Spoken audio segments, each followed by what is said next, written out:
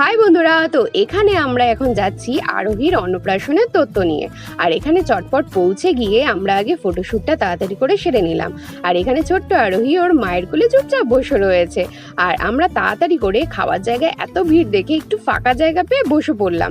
আর প্রথমে দেওয়া হলো আমাদেরকে বেগুনি, তারপরে আসলো রাইস, আর তারপরে দেওয়া হলো পনিরের তরকারি, আর তারপরে দিল আলুর দম, মানে দেশি আলুর দম। আর তোমাদেরকে বলে রাখি, গ্রামের দিকে প্রথমে রাইস সার্ভ করা হয়, তারপরে দেয় ভাত।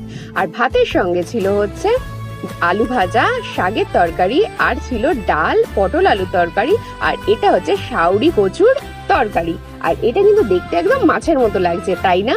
আর লাস্টে দেওয়া হলো চাটনি, পাঁপড়, পায়েস, আর তার সঙ্গে রসগোল্লা। আর লাস্টে ছিল হচ্ছে আমাদের ফেভারিট আইসক্রিম। আর সেইটা নেওয়ার পরে দিল হচ্ছে হজমোলা। আর হজমোলা খেতে খেতে আমরা বাড়ি চলে আসলাম। আর আমাদের ভিডিওটা ভালো লাগলে লাইক করে দিও, চ্যানেলটাকে সাবস্ক্রাইব করে